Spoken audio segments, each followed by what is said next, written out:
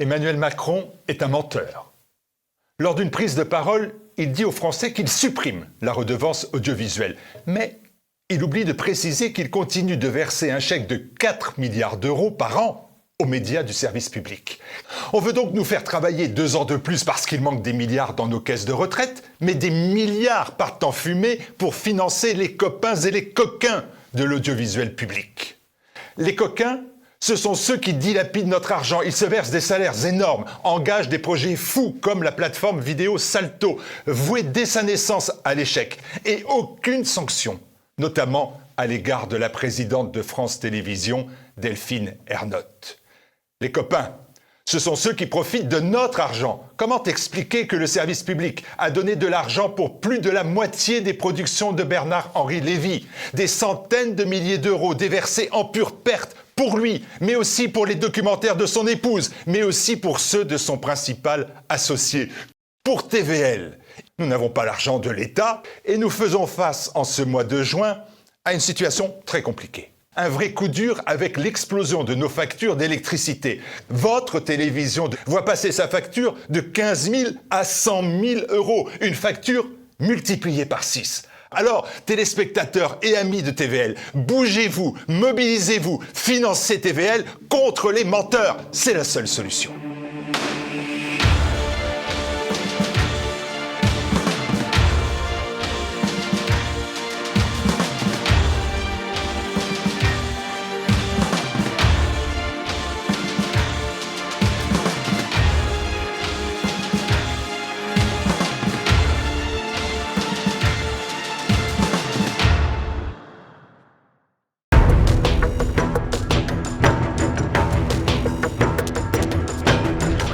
Bonjour Xavier Moreau.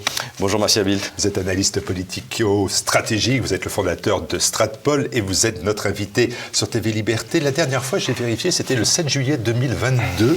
Vous êtes venu à TVL pour déclarer, je cite, « Pour moi, la Russie a déjà gagné la guerre ». Cet entretien a été regardé par plus de 600 000 téléspectateurs. Nous sommes en juin 2023. Vous vous êtes trompé. Non, pas du tout. À l'époque, la guerre n'était pas terminée, mais la Russie l'avait déjà gagnée. Si vous voulez, moi, je me suis fondé sur les études sur la Deuxième Guerre mondiale. Aujourd'hui, il y a un consensus chez les historiens, c'est que en fait, Hitler a perdu la guerre en septembre 1939, quand les Anglais et les Français le lui ont déclaré. Pourquoi ? Parce que tôt ou tard, il allait affronter l'URSS, c'était dans Mein Kampf, il allait affronter les États-Unis, et que donc, en fait, cette guerre était ingagnable pour lui. C'est facile à dire maintenant, mais le fait est qu'il y a un consensus. Et je suis parti du même principe, c'est-à-dire que quand on regarde le poids de la Russie du point de vue militaire et économique, en fait, elle était certaine de l'emporter contre l'Ukraine, ce qui a été fait dans les faits, en fait, au moment où je donne cette interview. Et même avec l'OTAN, en fait, elle est certaine de l'emporter. La question, c'est quand elle va l'emporter et à quel prix. Mais c'est certain que la Russie a déjà gagné la guerre. La Russie a gagné la guerre le 24 février, le jour où elle a lancé l'opération militaire spéciale. D'accord. Et le jour, vous dites cela, le jour où la contre-offensive ukrainienne semble avoir débuté. Des manœuvres ont été effectivement identifiées sur la ligne de front dans le sud et l'est du pays, dans les 4 zones et dans les régions de Zaporijjia et de Donetsk. Action contre-offensive ou action défensive? Est-ce que vous avez plus de détails sur cela? Écoutez, j'ai pas plus de détails que ce qu'on peut voir. Ce qui est intéressant de noter, c'est que la presse anglo-saxonne, comme toujours, est beaucoup plus libre que la presse française. Je parle pas de TV Liberté, bien entendu, mais qu'elle a immédiatement, et sur CNN, y compris des médias proches du Parti démocrate, et sur le Wall Street Journal, ils ont immédiatement annoncé que l'offensive avait commencé. Et ce qui est intéressant aussi de souligner, c'est que pour la première fois depuis le début du conflit, Vladimir Poutine a commenté les opérations militaires en cours. Non, il l'avait jamais fait. Il laisse parler le ministre de la Défense, il laisse parler le porte-parole du ministère de la Défense. Et là, pour la première fois, on lui a posé la question. Et au lieu de toujours, comme il le fait, botter en touche en disant, écoutez, voyez ça avec les personnes en charge des opérations. Là, il a dit, oui, l'offensive ukrainienne a commencé et elle ne donne des résultats nulle part. Donc ça suppose qu'il est sûr de lui pour dire ça, parce que Vladimir Poutine est toujours très précis dans ce qu'il dit. C'est pas Emmanuel Macron, si vous voulez. Donc là, ça veut dire que il est sûr de lui et je le sens du côté même des experts russes avec lesquels je discute de ces questions-là, je vois une chose, c'est je vois de l'optimisme. Chez les Russes, c'est rare en général, et même c'était rare depuis le début de l'opération spéciale. La Russie assure que les troupes ukrainiennes n'ont atteint aucun de leurs objectifs, l'objectif étant bien évidemment de reprendre la région de Zaporijia, qui est un enjeu stratégique, bien évidemment. Je pense qu'ils se contenteraient d'un objectif même moins ambitieux. Par exemple, la prise de Mélitopol. Mélitopol, donc c'est une ville qui est au sud de la ligne de front actuelle, qui est la capitale actuelle de la région pour les Russes, puisque la région de Zaporozhye n'est pas totalement, elle est contrôlée aux 2/3 par les Russes, mais Zaporozhye soi-même, la ville, est toujours aux mains des Ukrainiens. Donc je pense que déjà, s'ils arrivaient à s'emparer de Mélitopol, on pourrait considérer, ça rassurerait les sponsors, ça rassurerait la population ukrainienne qui, depuis la chute de Bakhmout, je dirais la population ukrainienne encore contrôlée par Kiev, je veux dire. Voilà, ce serait déjà pas mal s'ils arrivaient à ça. Mais là, pour l'instant, alors c'est que le début, donc faut être prudent, mais pour l'instant, il se heurte à un mur. Il est clair que l'armée russe, que l'Ukraine et l'OTAN ont en face d'eux, n'est pas celle qu'il y avait au moment de la contre-offensive sur Kharkov, c'était en septembre dernier, je crois. Est-ce qu'on peut parler des limites, néanmoins, de l'armée russe ? Oui, je pense qu'il y a déjà la Russie a attaqué, a lancé son opération spéciale à 1 contre 3. C'est la première fois dans l'histoire militaire où un pays essayait d'en venir à un autre en étant en large infériorité numérique. Et donc, évidemment, pourquoi ? Parce que la Russie ne voulait pas envoyer les conscrits. L'armée russe, à l'époque, était autour de 800 000, 1 million d'hommes, c'est pas très précis. Et ce qui a été envoyé, en fait, c'était les unités professionnelles. Et là, c'est vrai que ça a été suffisant pour détruire la première armée, je dirais, otano-kievienne, puisqu'il y avait quand même, dans cette armée-là, qui était à peu près 450 000 soldats, il y avait 78 000 qui avaient été formés par l'OTAN, sans doute parmi les meilleures unités. Ça a été suffisant pour détruire cette première armée, mais insuffisant dans la mesure où l'OTAN s'est vraiment impliquée, notamment à partir du mois de juin, juillet, ça a été insuffisant pour remporter la décision. Et donc aujourd'hui, ce à quoi on assiste, eh bien, c'est un affrontement, je dirais pas direct parce qu'il n'y a pas de déclaration de guerre de la part de Washington contre la Russie, mais c'est un affrontement entre l'OTAN et la Russie. Et là, la Russie a dû mobiliser, elle a dû relancer plutôt faire passer son complexe militaire-industriel à un rythme bien supérieur à celui qu'il était initialement. Donc je pense qu'effectivement, il y a eu des limites et qu'aujourd'hui, la Russie a quasiment résolu tous les problèmes qu'elle a connus, on va dire, au bout des 4-5 mois du conflit. C'est important cette notion de limite parce que ça met à mal quand même tout un propos de l'opposition ou des opposants à la Russie qui disaient que la Russie s'apprêterait à envahir d'autres pays, notamment européens. Et on voit bien quand même que les limites de l'armée russe faisaient en sorte que c'était pas prévu et que c'est même pas possible. En fait, la Russie n'a jamais eu l'intention d'envahir les autres pays européens. Je pense que même l'Union soviétique aurait été incapable de le faire alors qu'elle avait une armée bien plus large. La Russie est en Ukraine parce qu'il y a des Russes. Il faut bien comprendre ça. Et beaucoup de Russes, et qu'en plus ce sont des territoires qui, historiquement, n'ont rien à voir avec l'Ukraine telle qu'elle se reconnaît elle-même. Par exemple, le Donbass, ça appartenait au Khanat de Crimée, c'était des populations qui ont été chrétiennes persécutées sous l'Empire ottoman qui ont permis de peupler cette région qui était très peu peuplée, des Serbes, des Grecs, etc. Donc la Russie, il faut bien comprendre, la Russie est en Ukraine pour protéger le peuple russe qui y habite et le peuple malo-russe russophone. Donc pourquoi est-ce que la Russie enverrait les pays baltes ?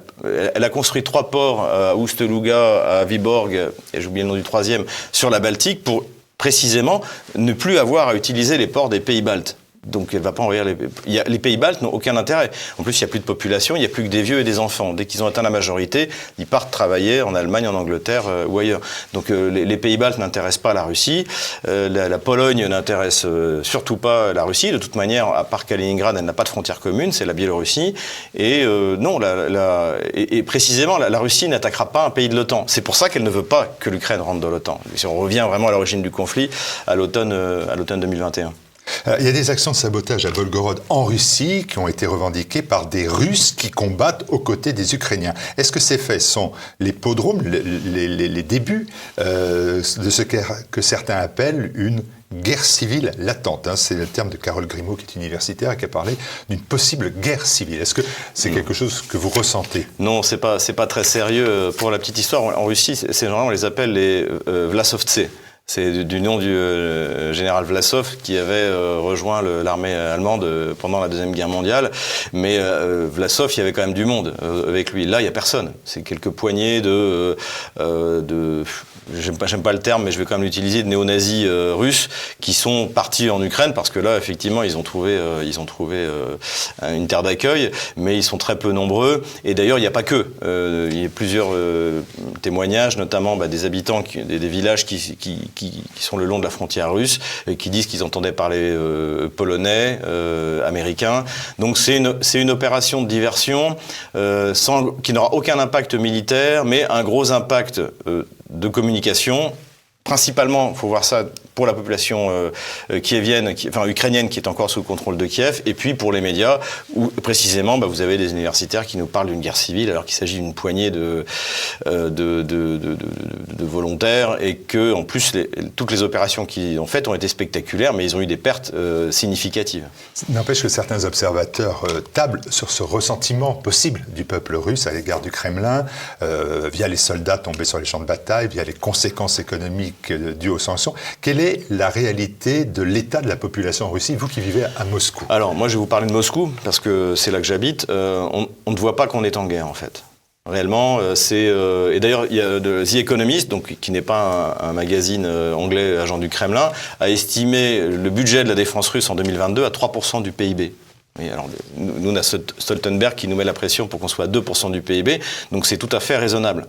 Donc la Russie s'offre un conflit tout à fait finançable par son économie. Humainement, non. Comment ? Humainement, peut-être pas. Humainement, écoutez, si on en croit la BBC en russe, donc ça aussi, comme dit l'économiste, c'est pas les agents du Kremlin, ils font le recensement des pertes russes en regardant les mausolées, en fait, c'est-à-dire là où il y a où les gens sont enterrés, et ils ont dénombré, c'était il y a 2-3 mois, moins de 20 000 morts. C'est ce qui est mon estimation à moi. Ensuite, si vous voulez, l'avortement tue plus que l'opération spéciale en Russie. Voilà. Donc c'est 20 000 morts sur 1 an et demi de conflit, c'est tout à fait gérable de la part de la population russe. Et puis, vous savez, si je peux me permettre une réflexion un peu plus large, la Russie a perdu 27 millions de morts pendant la Deuxième Guerre mondiale. Ça n'a pas détruit la Russie. Nous, on a eu quelques centaines de milliers, je crois, mais la défaite de 40, l'humiliation, la collaboration, ça utilisé par la gauche, l'intelligentsia gauchiste française, ça a détruit. Enfin, en tout cas, notre nation, on s'en sortira toujours, bien entendu, mais ça a détruit notre nation. Donc, cette vision comptable de la guerre que fait la Russie est, à mon sens, juste. Et les Russes savent qu'elle est juste, et surtout, plusieurs personnes responsables, par l'ancien président Poroshenko, le président François Hollande ou Angela Merkel, ont reconnu que les accords de Minsk avait été fait pour permettre à l'Ukraine de se réarmer, ce qui n'était pas du tout ce qui était écrit dans les... Donc en fait, la justification de l'entrée en guerre, entre guillemets, de la Russie a été confirmée, y compris par les adversaires de la Russie. Est-ce que beaucoup d'opposants, je lisais, évoquent un véritable lavage de cerveau des Russes? Écoutez, j'ai pas l'impression. Déjà, il faut voir une chose, c'est qu'il y a de la critique en Russie, mais la critique, elle n'est pas dans le sens que vous imaginez en France. C'est-à-dire que ceux qui critiquent Vladimir Poutine, c'est qu'ils pensent qu'il n'y va pas assez fort. Par exemple, quand il y a eu, même si c'était insignifiant, ces 2 drones, petits drones qui sont tombés sur le dôme du Kremlin, tout le monde attendait à ce que, enfin, les Russes se mettent à bombarder Kiev. La Russie ne bombarde pas Kiev, ils bombardent les centrales électriques, ils bombardent les objectifs stratégiques, ou en lien avec la logistique, notamment kievienne. Et Poutine ne l'a pas fait. Poutine ne l'a pas fait. Et certains ne comprennent pas. Si par exemple la Russie décidait de raser Lvov, qui est le cœur du bandérisme ukrainien, personne ne reprocherait en Russie à Vladimir Poutine de l'avoir fait. Il ne le fait pas. Alors après, pour moi, c'est des raisons. Je pense que Poutine est un prince chrétien, donc voilà. Tant que ça n'a pas d'intérêt militaire, il ne va pas bombarder des civils qui, de toute manière, qui n'y sont pour rien. Donc voilà. On parlait des opposants. Mikhail Khodorkovsky, opposant à Vladimir Poutine, était à Bruxelles il y a quelques jours même, pour préparer, je cite, la Russie d'après. Et pour l'ancien oligarque, si Poutine disparaît, tout un système s'effondre car il est entièrement basé sur sa personne. Est-ce que ça, c'est un fait concret ou c'est encore une vue de l'esprit? Ça, c'est absolument isolé dans le monde, isolé en Russie, isolé autour de lui, isolé en Russie, isolé dans le monde. Est-ce que déjà il est isolé dans son environnement le plus proche, le pouvoir. Absolument pas. D'ailleurs, celui qui l'a remplacé à la présidence pendant 4 ans, Dimitri Medvedev, est toujours là. Ceux qui prenaient Dimitri Medvedev pour une possible alternative libérale au sens russe du terme, qui se traduirait plus gauchiste que libéral, disons, utilisons le terme russe, en fait, se sont aperçus c'était un faucon. En fait, il était encore plus radical que Vladimir Poutine. Donc, le risque plutôt, c'est si Vladimir Poutine s'en va, c'est qu'il va y avoir des gens bien plus durs que lui, et eux, si jamais il faut faire marquer le coup, ils raseront Kiev. Donc il se ferait mieux de se réjouir de la présence de Vladimir Poutine. Et Vladimir Poutine ne sera pas remplacé par un homme de George Soros, selon les vœux de Mikhail Khodorkovsky, qui est un escroc et qui a été condamné à la prison, il faut quand même le rappeler. Et Khodorkovsky, il est d'accord avec vous? Là. C'est ce qu'il dit? Là, il dit que il considère comme possible que Vladimir Poutine soit renversé par, je cite, des partis nationalistes d'extrême droite en cas de défaite de l'Ukraine. En cas de défaite de l'Ukraine. En cas de défaite de l'Ukraine, il serait balayé par le peuple russe au profit des partis nationalistes d'extrême droite. Je lui laisse les termes. Non, c'est pas très sérieux. Non, je pense que Vladimir Poutine se représentera en 2024. Je pense qu'il sera réélu.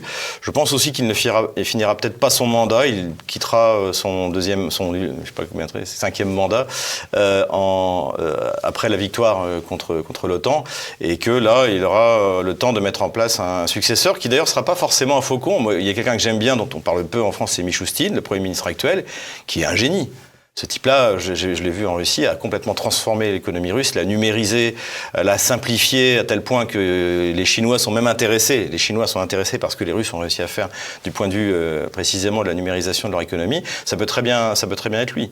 Mais non, l'arrivée d'extrême droite, tout ça, c'est et l'idée que comme on prépare l'après-Poutine à l'étranger, avec les opposants qui veulent collaborer à des valeurs communes, former une coalition avec le soutien de l'étranger, est-ce que ça, c'est quelque chose qui est envisageable ou pas? Je pense que c'est le rêve léniniste. Le gouvernement de la résistance. Oui, c'est un peu le rêve c'est sur quoi comptent des pays comme la Pologne, les pays baltes, et même les élites kieviennes actuelles, c'est le coup de Lénine, c'est-à-dire quand Ludendorff et Hindenburg envoient Lénine à Saint-Pétersbourg pour faire la révolution bolchevique, et ça marche. Et ça permet de mettre fin à la guerre, puisque les bolcheviks font des négociations immédiatement pour négocier avec l'Allemagne.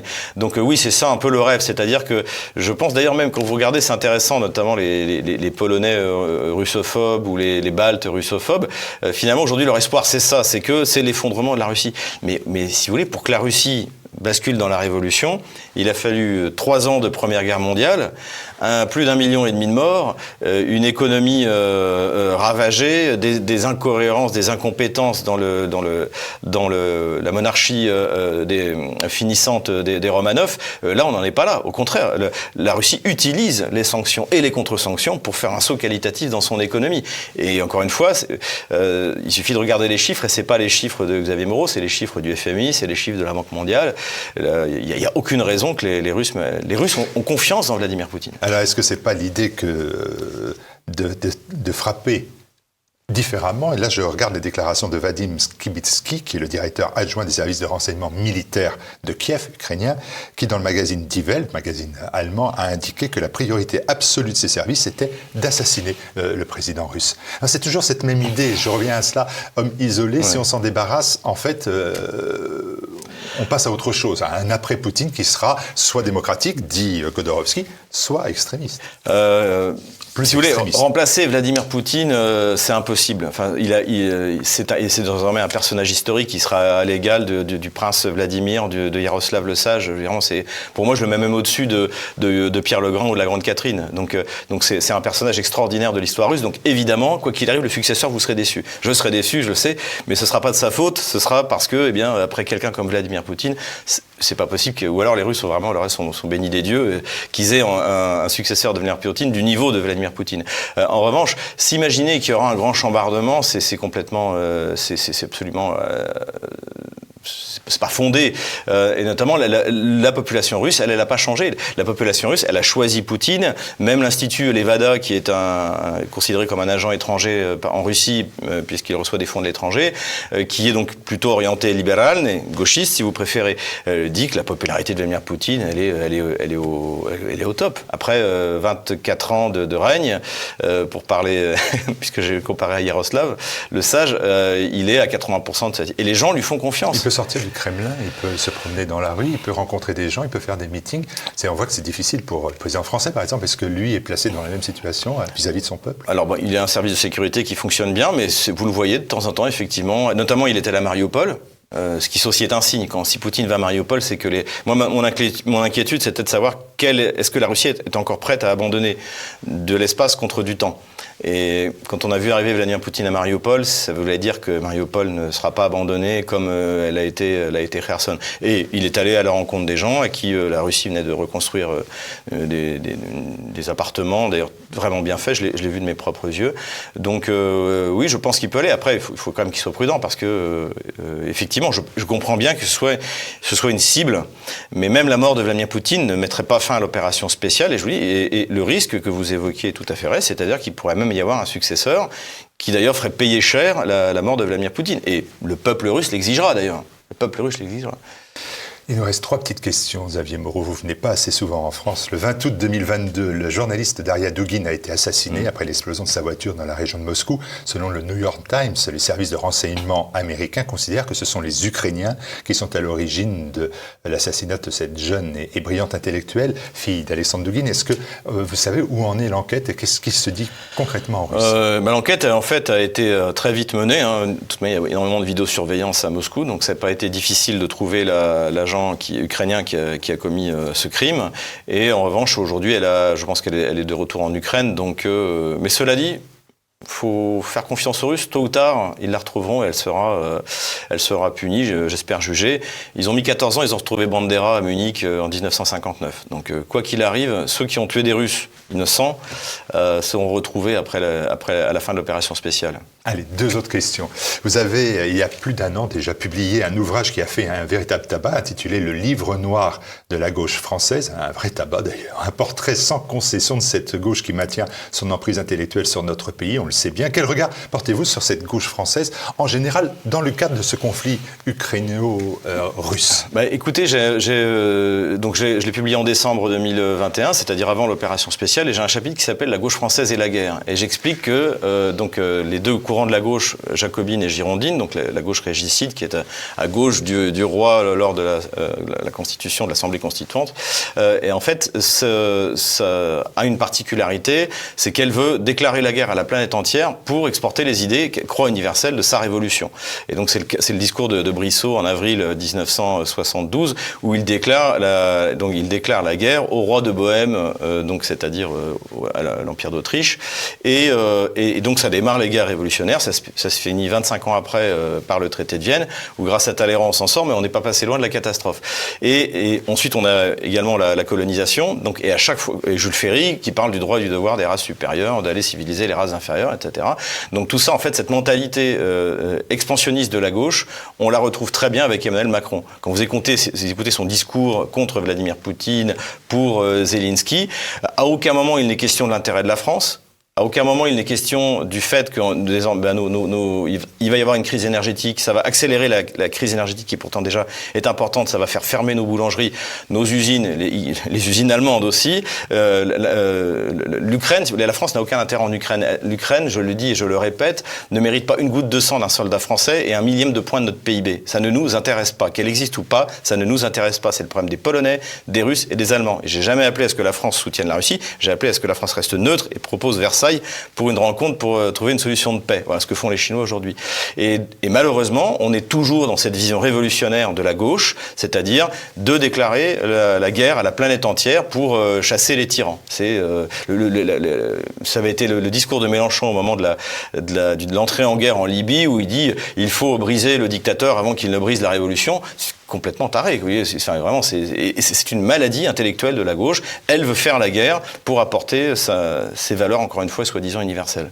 Est-ce que vous mettez Emmanuel Macron, l'extrême centre finalement, dans le même panier? Parce que on voit qu'il s'aligne bien sûr sur toutes les positions imposées par l'OTAN et les États-Unis, mais cependant il cesse de déclarer en même temps, toujours, que c'est encore le cas il y a quelques mois, que écraser la Russie, cela n'a jamais été la position de la France et ne le sera jamais. Et même les déclarations d'Emmanuel Macron en fin d'année dernière sur la Russie avaient semé le trouble parmi les pays qui sont alignés avec la France sur les positions de l'OTAN. Honnêtement, je ne pense pas qu'il soit pertinent de commenter les déclarations d'Emmanuel Macron qui, comme vous voulez précisément de le dire, dit tout et son contraire et tout et n'importe quoi, que ce soit sur la Chine, que ce soit sur... Le problème, c'est que ça marche pas, si vous voulez. Le en même temps, ça a marché avec l'extrême centre-gauche auquel vous faisiez allusion. On peut raconter tout et n'importe quoi. De toute manière, le niveau politique, et vous en êtes témoin sur TV Liberté, général baisse.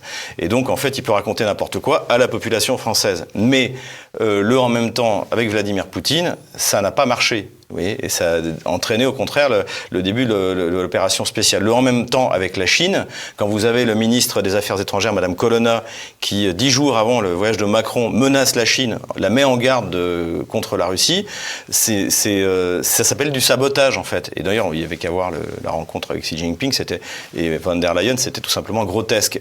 Donc tout ça ne marche pas à l'international. Ça ne marche même pas en Afrique. Ça ne marche même pas en Afrique. On ne peut pas raconter tout et n'importe quoi. Aux nations africaines, russes ou chinoises, comme on raconte n'importe quoi au peuple français. Mais malheureusement, c'est pas possible. Et donc, il n'y a rien à commenter sur les déclarations d'Emmanuel Macron à l'international. Ça n'a aucun sens. De toute manière, il ne fait qu'obéir aux ordres. Et là aussi, il est dans l'héritage de la gauche, puisque qui s'oppose à la sortie du commandement intégré de l'OTAN en 1966 ? François Mitterrand. Vous pouvez trouver sa déclaration sur l'INA, ou alors il met, ça va être horrible si jamais on quitte l'OTAN. Donc voilà, il est vraiment dans la continuation de la politique telle qu'elle a été poursuivie par la gauche après le départ du général de Gaulle. On se retrouve peut-être en septembre. Vous avez projet d'un nouveau livre. J'aime bien qu'on n'aime jamais parler des livres qui n'est pas paru. Oui, il va falloir faire en mais c'est bien mots. Comme ça, vous me mettez la pression. C'est ça. Oui, en fait, mon livre sur l'Ukraine, pourquoi la France s'est trompée, a été publié en 2015. Donc, il s'est passé des tas de choses. Et surtout, je pense que c'est important d'expliquer ce qui s'est passé précisément en Ukraine entre 2015 et 2022 et pourquoi on en est arrivé là. Et donc, là-dessus, j'ai pas mal travaillé. Je reviendrai même sur les questions historiques auxquelles je m'étais pas intéressé, notamment l'identité du Donbass. Ce passage de la République de Donetsk-Krivoï-Rog, qui est créé en 1918 et qui marque profondément l'identité industrielle, ouvrière, par anticipation stakhanoviste. Donc ça, je pense que c'est des choses importantes. Il faut expliquer pourquoi le projet, par exemple, de la République de Donetsk-Krivoï-Rog n'a pas fonctionné. Donc voilà, il y aura un petit retour sur l'histoire, de choses que je n'avais pas évoquées, et puis une mise à jour complète pour expliquer les mécanismes qui ont abouti à cette impasse, qui ont abouti au lancement de l'opération militaire spéciale par Vladimir Poutine. Merci Xavier Moreau d'avoir porté ce regard sur ce conflit. Merci, au revoir.